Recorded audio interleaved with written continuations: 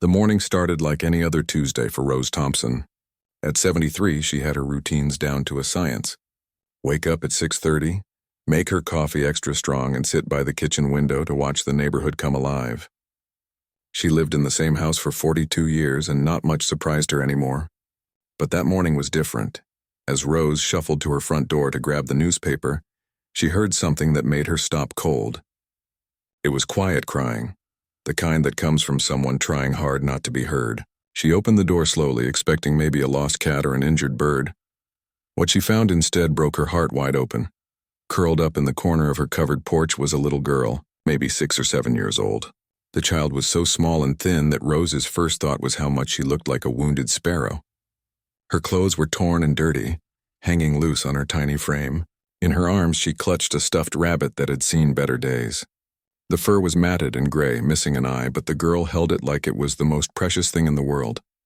The child looked up when the door creaked open, and Rose felt her breath catch. Those eyes held pain that no child should ever know. They were big and brown, but empty in a way that scared Rose more than she wanted to admit. The girl didn't say a word, just stared at Rose like she was trying to decide if this stranger was safe or another person who might hurt her.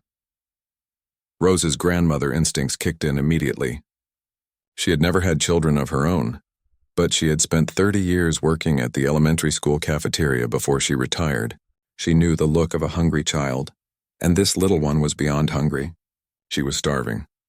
"Hello there, sweetheart," Rose said softly, the way you might talk to a scared animal. She crouched down slowly, ignoring the protest from her old knees. "What's your name?" The girl didn't answer. She just pulled the raggedy rabbit closer to her chest and scooted back against the porch wall. Rose could see she was shivering, and not just from the cold October morning. This child was terrified. Rose's mind raced. Where did this little girl come from? How long had she been sitting there?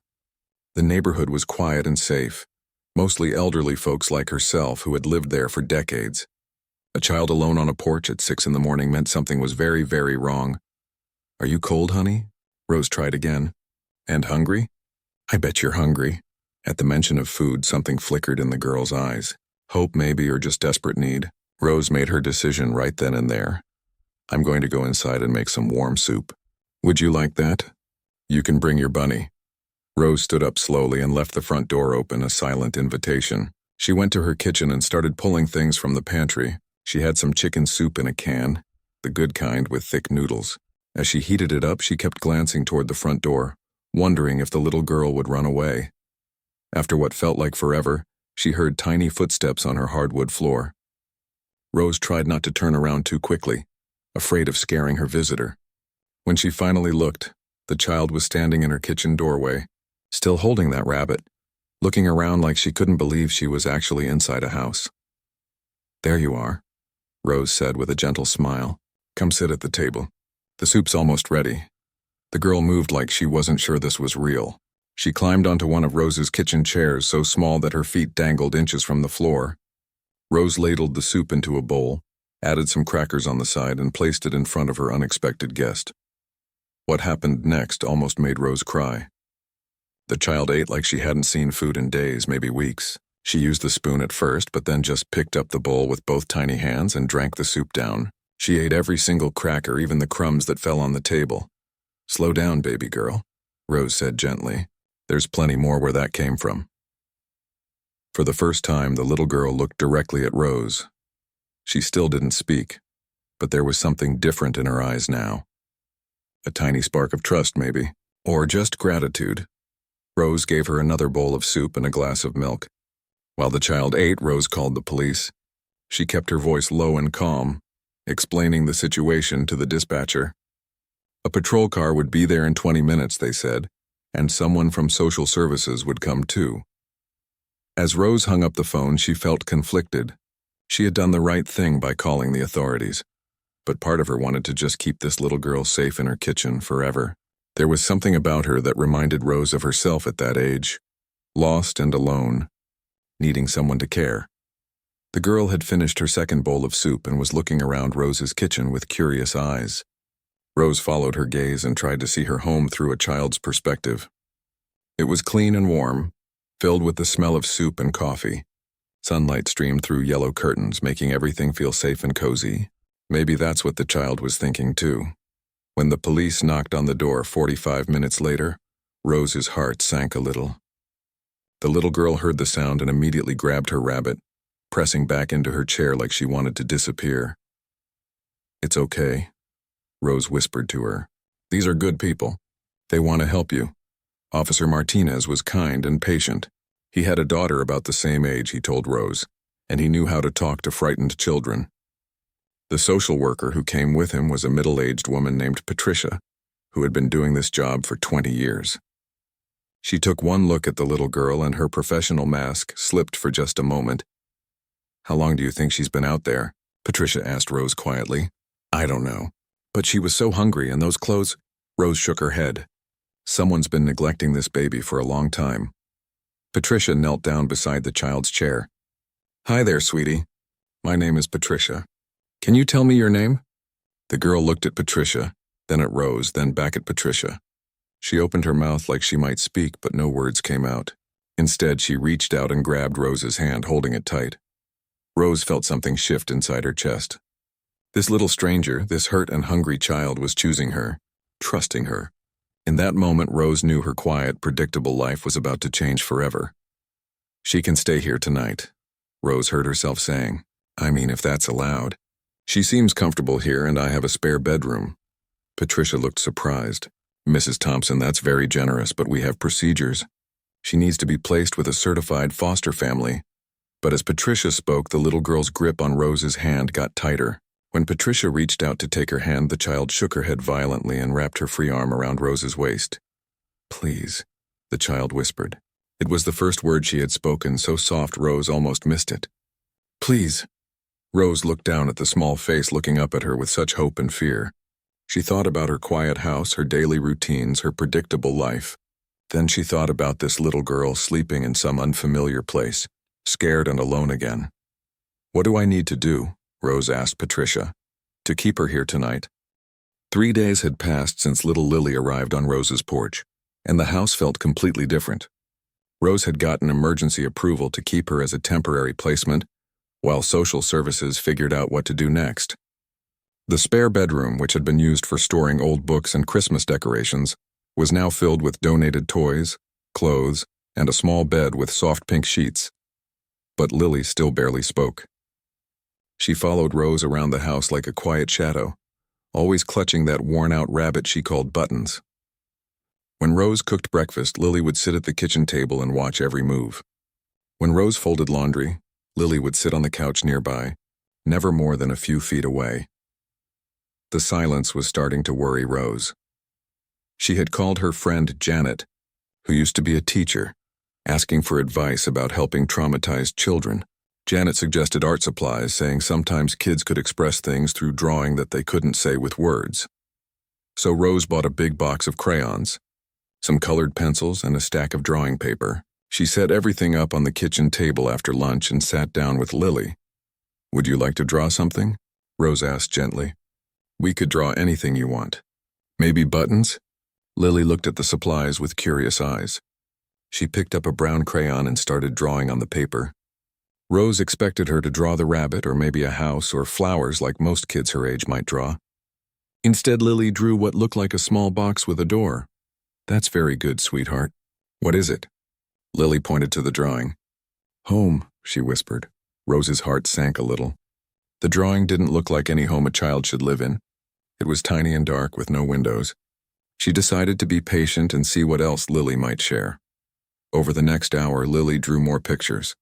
She drew stick figures of people, but they were always separated from each other. One small figure stood alone while bigger figures stood far away. When she drew herself, it was always the smallest figure, usually hiding behind something. "Can you tell me about the people in your pictures?" Rose asked carefully. Lily pointed to the smallest figure. "Me." Then she pointed to a taller figure with long hair. "Mommy." Her voice got even quieter. But Mommy left. Rose felt her chest tighten. "Left where, honey?" Lily drew another picture, this time of that same small box house, but with the small figure standing outside of it. "Mommy said go find someone who cares. Said she couldn't take care of me no more." The words hit Rose like a punch. What kind of mother tells a 6-year-old to go find someone who cares? Rose had to take a deep breath to keep her voice calm and steady. How long were you looking for someone who cares? Lily held up 3 fingers. 3 sleeps. I was so hungry. I found crackers in a trash can, but they were old and yucky. And I drank water from puddles when it rained. Rose had to excuse herself to the bathroom for a moment. She stared at her reflection in the mirror, trying to process what she had just heard.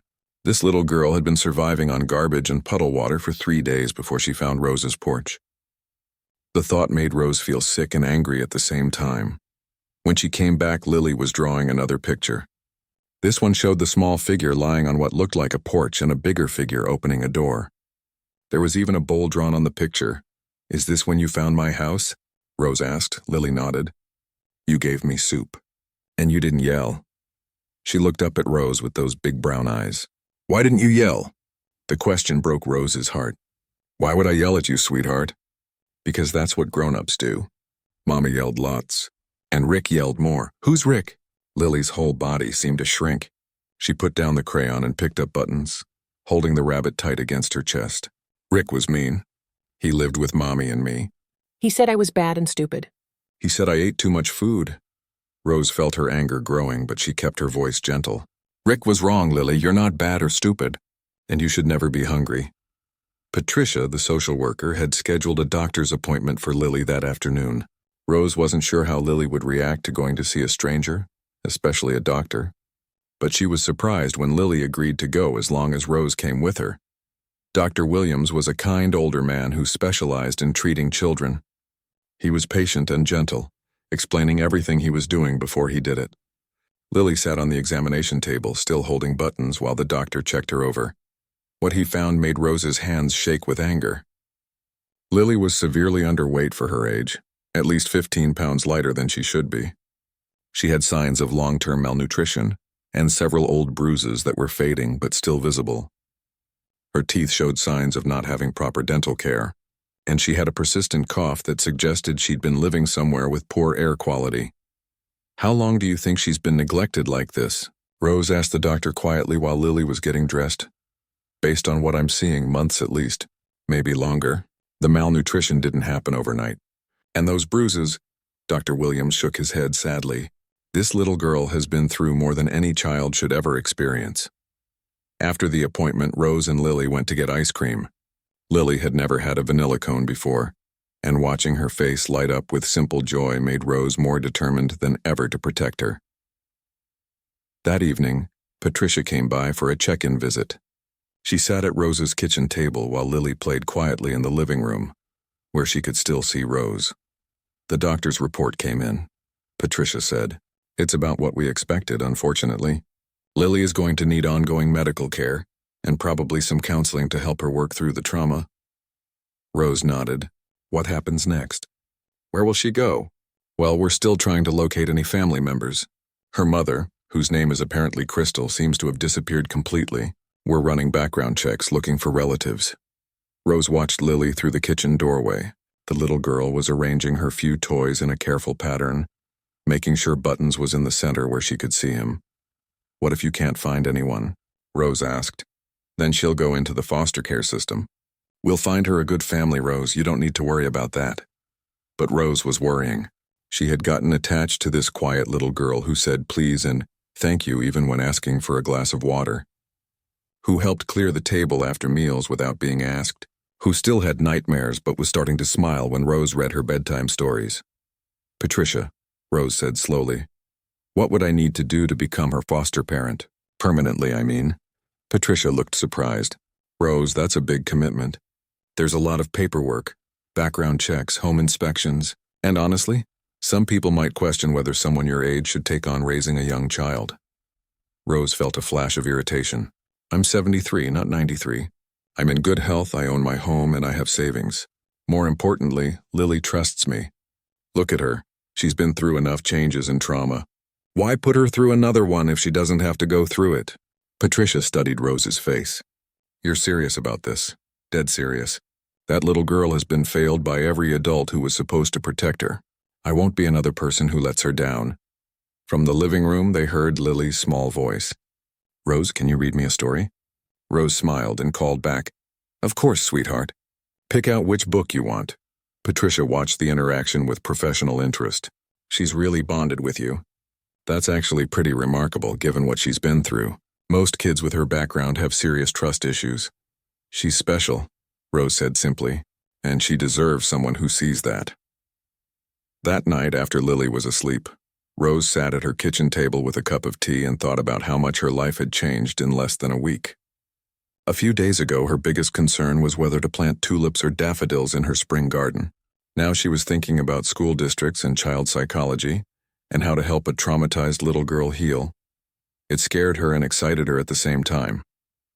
But when she thought about Lily's small hand in hers, about the way the child's face lit up when Rose praised her drawings, about how she was finally starting to eat without looking afraid someone would take her food away, Rose knew she had already made her decision. Tomorrow, she would start the process of becoming Lily's forever family. 2 months had passed since Rose started the foster care application process, and her quiet house had become something completely different. Where once there had been perfect silence, now there was the sound of small feet running down the hallway and soft giggles during Saturday morning cartoons. Rose's neat, organized life had been turned upside down, and she couldn't be happier about it. Lily was starting to bloom like a flower getting sunlight for the first time.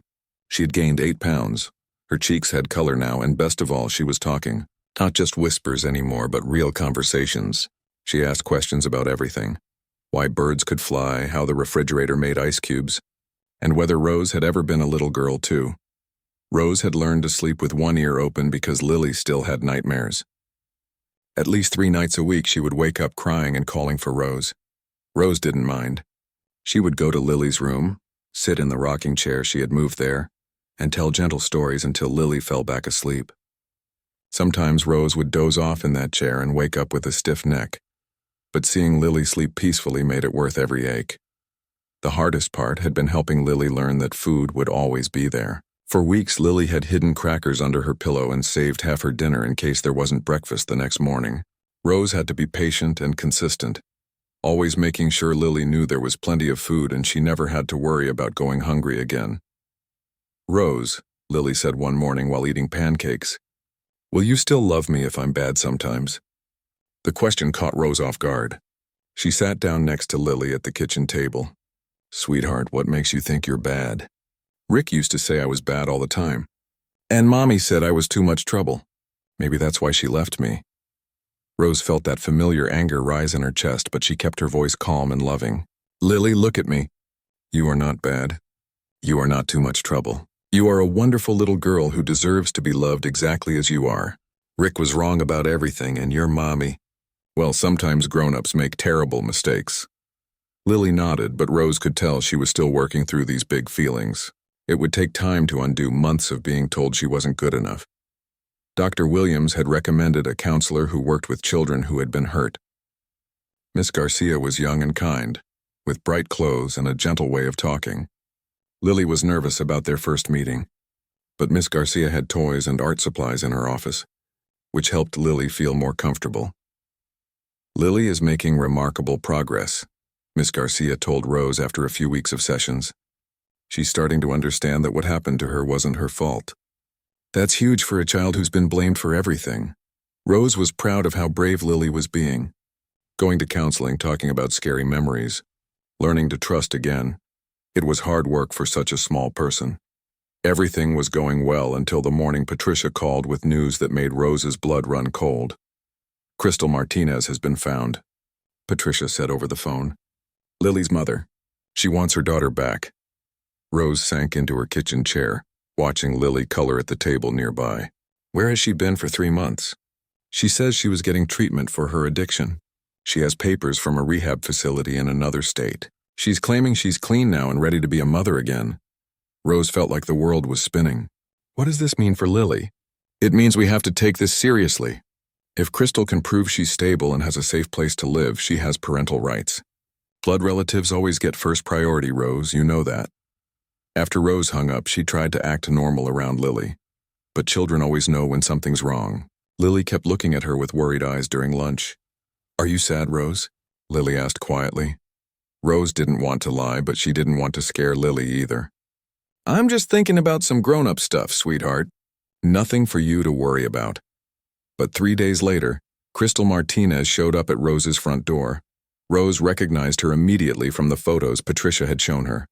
She was young, maybe 25, thin with bleached blonde hair and tired eyes. She looked better than Rose had expected, cleaner and more put together, but there was something about her that made Rose instantly protective. "I'm here for my daughter," Crystal said when Rose opened the door.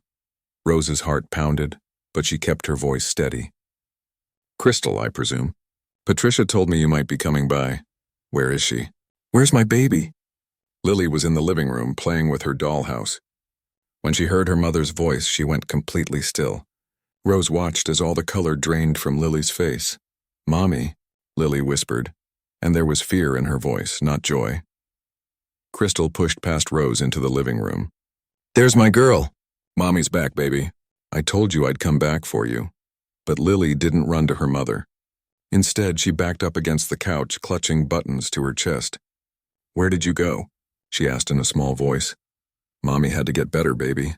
But I'm all better now and I'm here to take you home." Rose watched this reunion with growing alarm. There was no warmth between mother and daughter, no real emotion from Crystal. It felt like she was reading lines from a script rather than genuinely reconnecting with her child. "I want to stay with Rose," Lily said quietly. Crystal's face changed. "Don't be silly. I'm your mama. You belong with me, not with some old lady who's just playing pretend." The words hit Rose like a slap, but she was more concerned about Lily, who was now crying silently. "Crystal," Rose said firmly, "perhaps we should discuss this without Lily present. This is overwhelming for her. I don't need to discuss anything with you. You're nobody. I'm taking my daughter and leaving." "Actually, you can't do that," Rose said, surprised by her own courage. "Lily is in state custody right now. There are legal procedures that have to be followed." Crystal's fake smile disappeared. "Legal procedures? She's my kid. I can take her whenever I want." Rose called Patricia immediately. Within an hour, Patricia was at Rose's house with a police officer and a court order. Crystal would be allowed supervised visits while her case was reviewed, but Lily couldn't be removed from Rose's care without a court hearing. Crystal was furious. "This is ridiculous. Some stranger can't just steal my daughter." "Ma'am," the police officer said calmly, "this child was abandoned and found in a state of severe neglect. The court has to determine what's in her best interests." After Crystal left, making threats about lawyers and custody rights, Rose found Lily hiding in her closet, shaking. "Is she going to take me away?" Lily whispered. Rose gathered Lily into her arms, holding her close. "I don't know what's going to happen, sweetheart, but I promise you this. I will fight as hard as I can to keep you safe. You are not going anywhere dangerous ever again if I can help it." That night, Rose called her nephew Michael, who was a lawyer in the city. She had never asked him for anything before, but this was different. This was about Lily. "Aunt Rose," Michael said after hearing the whole story, "I have to be honest with you. Family law usually favors biological parents, especially if they can show they've gotten treatment for their problems. But given the circumstances of abandonment and the child's clear preference to stay with you, what are my chances? It won't be easy. You'll need character witnesses, evidence of the progress Lily has made in your care, expert testimony about her psychological needs, and frankly, your age is going to be a factor. Some judges might think a child Lily's age needs younger parents." Rose felt tears of frustration in her eyes. "Michael, I'm not trying to steal someone's child. I'm trying to protect a little girl who was thrown away like trash. She's happy here. She's healthy here. She's safe here. I believe you, Aunt Rose, and I'll help you fight this. But you need to be prepared. This could get ugly, and there are no guarantees." After Rose hung up, she sat in her quiet house and thought about everything that had led to this moment. 3 months ago, she had been a lonely old woman, with nothing but routines to fill her days. Now she was preparing for the fight of her life for a little girl who had become the center of her world. She looked at the pictures Lily had drawn, now covering her refrigerator. Pictures of the two of them together. Pictures of their house with both of them smiling in the front yard. Pictures of Rose reading bedtime stories. This was Lily's family now. This was home. Rose had never been a fighter, but she was about to become one. Nobody was going to hurt Lily again, not if Rose had anything to say about it. The weeks leading up to the custody hearing were the hardest of Rose's life. Every day felt like walking on thin ice, never knowing if it might be her last day with Lily. The little girl sensed something was wrong. Even though Rose tried to keep things normal on the surface, Michael, Rose's lawyer nephew, had been working around the clock preparing their case. He sat at Rose's kitchen table one evening, surrounded by papers and legal documents, looking exhausted. "Aunt Rose, I won't lie to you. Crystal's lawyer is good and they're playing every card they have. They're saying you're too old to raise a young child, that Lily needs a younger parent who can keep up with her energy and will be around for her whole childhood." Rose felt each word like a physical blow. "And what are we saying back?" "We're focusing on stability, on the bond you two have formed, and on Lily's remarkable progress under your care. Dr. Williams is willing to testify about her physical improvement. Miss Garcia will speak about her emotional healing. And we have something else that might help." Michael pulled out a folder filled with letters. "These started arriving at my office yesterday." Rose opened the folder and gasped. There were dozens of letters from people in the community. Mrs. Henderson from next door had written about how she watched Rose and Lily work in their garden together every afternoon. The librarian, Mrs. Chen, had written about their weekly visits and how Lily was already reading above her grade level. Even the mailman, Frank, had written about how polite and happy Lily seemed whenever he saw her. "There are more coming in every day," Michael said. "The whole neighborhood is rallying behind you." Rose felt tears in her eyes.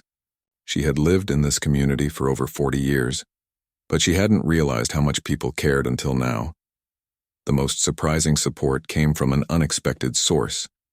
Janet, Rose's friend who had taught elementary school for 30 years, had organized the other retired teachers in town. They had all written letters and agreed to testify if needed. "Rose," Janet said when she came by with a casserole, "we've all seen what you've done with that little girl. She was like a scared little mouse when she first got here, and now look at her. She's confident, she's curious, she's happy. That doesn't happen by accident." As if summoned by their conversation, Lily appeared in the kitchen doorway holding a drawing she had been working on. Over the past month, her artwork had become incredibly detailed and expressive. This latest picture showed Rose and her standing in front of their house, but they weren't alone. There were other people in the drawing too. Janet, Mrs. Henderson, Dr. Williams, even Frank the mailman. "Who are all these people, sweetheart?" Rose asked. "Our family," Lily said simply. "Not just you and me.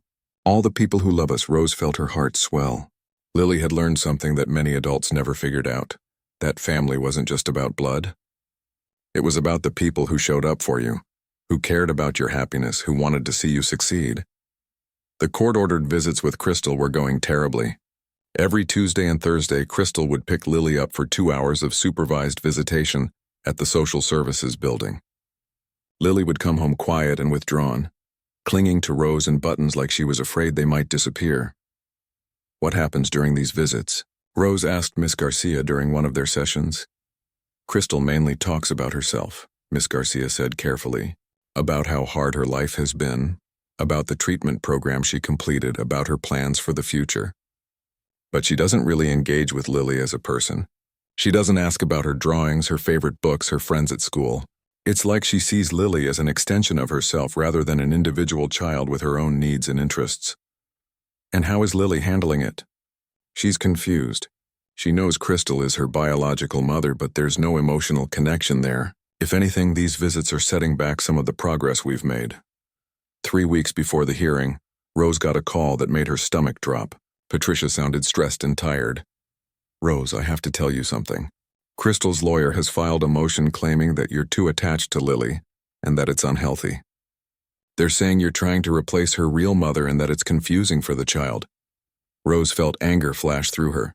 "Too attached? I love her like she's my own granddaughter. How is loving a child too much?" "I know, Rose, I know. But they're also bringing in an expert witness who specializes in attachment disorders. They're going to argue that Lily's preference for you over her biological mother is actually a sign of psychological damage that needs to be corrected." That night, Rose lay awake staring at the ceiling. Down the hall, she could hear Lily talking softly to Buttons, the way she did sometimes when she couldn't sleep. Rose had thought that loving Lily and providing her with stability would be enough. She hadn't realized that love could be turned into a weapon against them. The morning of the hearing, Rose, dressed in her best navy blue dress, and the pearl earrings her mother had given her 50 years ago. Lily was staying with Janet for the day, and Rose had promised to take her out for ice cream afterwards no matter what happened. The courtroom was more crowded than Rose had expected. Michael had told her that some community members wanted to attend to show support. But she was surprised to see so many familiar faces. Mrs. Henderson was there along with Dr. Williams, Miss Garcia, and at least a dozen other people from the neighborhood. Judge Thompson was an older woman with kind eyes and gray hair, pulled back in a neat bun. She looked like someone who had seen it all and wasn't easily fooled by lawyers' tricks. Crystal looked different than she had at Rose's house. She was dressed professionally and had styled her hair. She kept glancing around the courtroom nervously, like she wasn't sure she wanted to be there. The hearing lasted 3 hours. Crystal's lawyer painted a picture of a reformed young mother who had overcome addiction and was ready to reclaim her rightful place in her daughter's life. He talked about second chances and the sacred bond between mother and child. When it was Michael's turn, he presented evidence of Lily's transformation. Before and after photos showing her physical improvement. Report cards showing her academic progress. Drawings showing her emotional growth. And testimony from person after person who had witnessed the bond between Rose and Lily. Dr. Williams spoke about Lily's medical condition when she first arrived. Severely malnourished, showing signs of long-term neglect, frightened and withdrawn. Then he described her current state. Healthy weight, bright and curious, forming appropriate attachments. In my medical opinion, Dr. Williams said, this child has thrived in Mrs. Thompson's care in ways that are frankly remarkable. The stability and consistent love she has received have allowed her to heal from significant trauma. Miss Garcia testified about Lily's emotional journey. When I first met Lily, she believed she was worthless and unlovable. She had been told repeatedly that she was too much trouble and bad. Under Mrs. Thompson's care, she has learned that she deserves love and has value as a person. That kind of healing doesn't happen quickly, and it can be easily undone by placing her back in an unstable environment. The most powerful moment came when Mrs. Chen, the librarian, took the stand.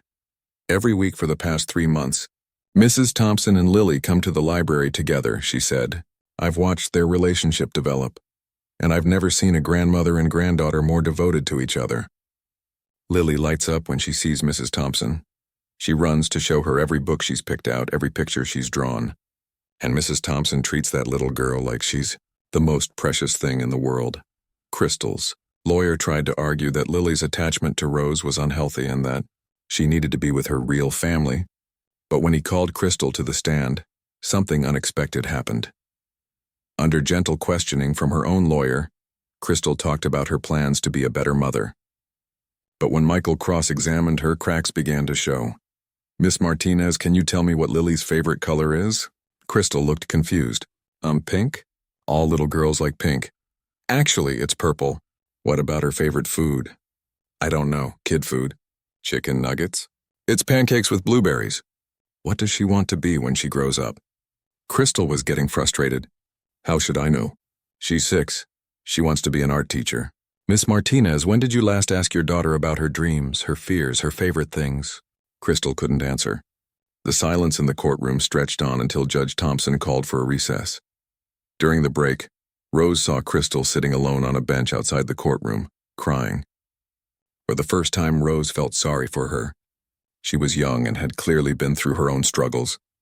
But she didn't really know Lily at all. When court resumed, Judge Thompson addressed both sides. This is one of the most difficult decisions I've had to make in 20 years on the bench. On one hand, we have a biological mother who has completed treatment and wants a relationship with her daughter.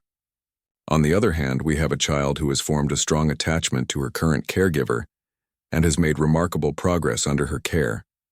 Rose held her breath, feeling like her whole world hung in the balance. I need more time to consider all the evidence presented today. I'll be issuing my decision in 1 week. Until then, Lily will remain in Mrs. Thompson's care.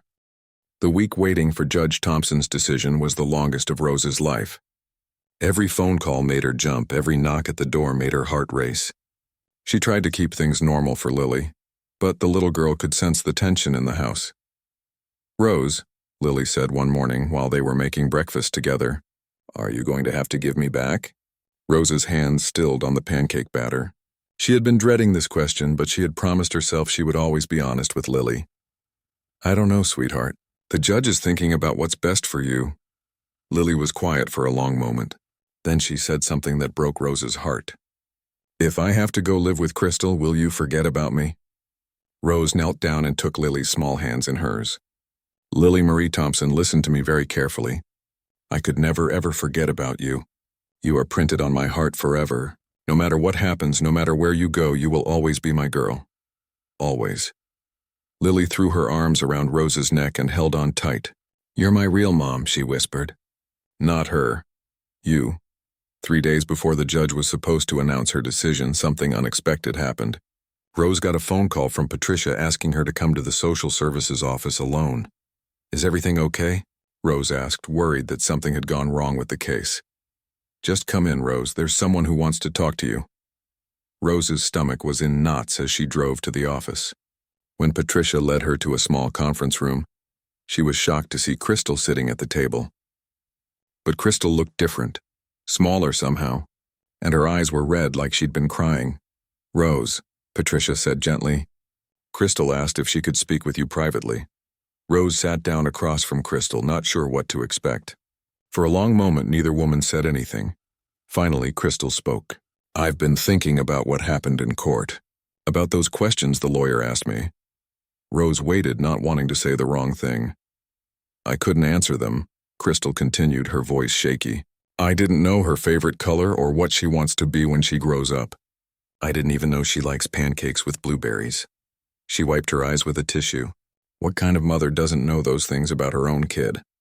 Crystal, Rose said softly, you've been through a lot.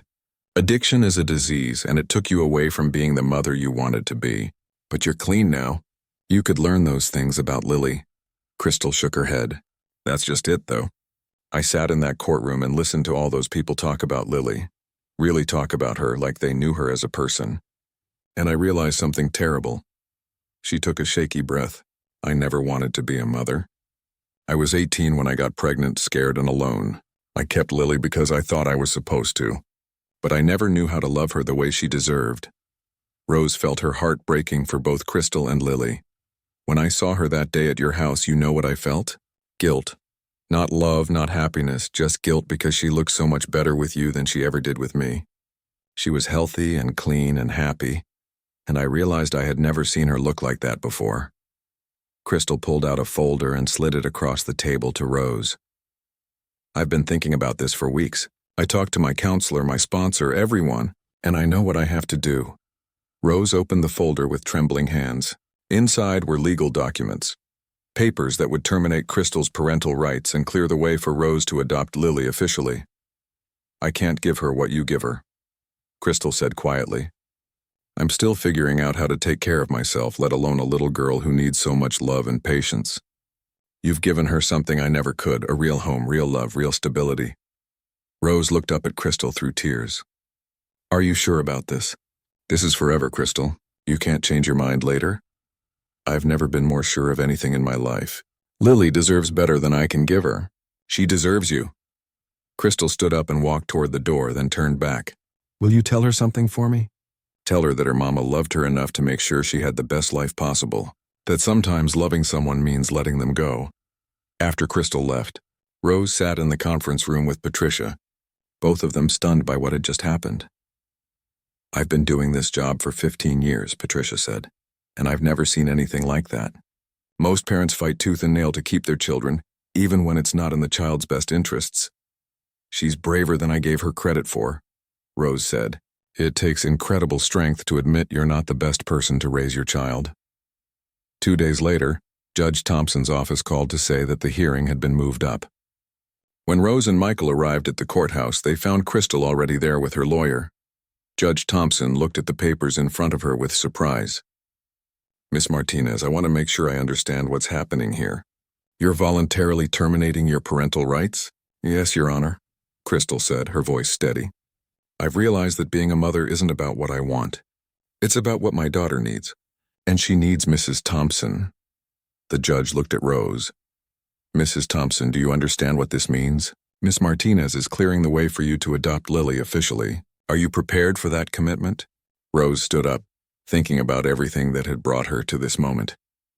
Your Honor, 7 months ago I was a lonely old woman with nothing but empty rooms and quiet days.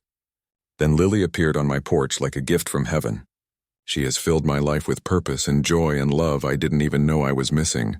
I would be honored to be her mother officially, to give her the stability and love she deserves for the rest of my life. Judge Thompson smiled, the first time Rose had seen her smile. Then it's my pleasure to approve this adoption. Mrs. Thompson, congratulations. You're officially Lily's mother. The next few hours were a blur of paperwork and congratulations. Michael hugged Rose and told her he was proud of her. Patricia wiped away tears and said it was the best outcome she could have hoped for. Even some of the courthouse staff had heard about the case and stopped by to offer their congratulations. But the best moment came when Rose got home and found Lily waiting by the window, clutching buttons and watching for her car. Rose. Lily ran outside and threw herself into Rose's arms. What happened? Are you sad? You look like you might be crying. Rose laughed through her tears. These are happy tears, my darling girl. The very best kind of tears, so I can stay? Forever and ever? Forever and ever, Rose confirmed. And you know what? I have something very special to tell you. You know how you've been calling me Rose all this time? Lily nodded. Well, now you can call me whatever you want. Some kids might say Grandma or Nana or just keep calling me Rose. What would you like? Lily thought for a moment, her face serious with concentration. Then she smiled, the biggest smile Rose had ever seen. I want to call you Mama Rose because you're my real mama now, right? That's right, baby girl. I'm your real mama now. That night, Rose tucked Lily into bed and read her 3 stories instead of the usual one. As Lily drifted off to sleep, she mumbled, Mama Rose, tomorrow can we make pancakes with blueberries? We can make pancakes every day if you want, Rose whispered back. As Rose turned off the light and closed the door, she reflected on how much their lives had changed. A year ago, she could never have imagined herself as a mother at 73. But life, she had learned, doesn't always follow the plan you think you have. Sometimes a forsaken child appears on your porch, and sometimes that child doesn't just change your life, they save it. And sometimes, just sometimes, love is enough to create the family that was always meant to be. Rose smiled as she heard Lily talking softly to Buttons in the darkness, telling her stuffed rabbit about their day and about how they were going to make pancakes tomorrow with their Mama Rose. It was the most beautiful sound in the world,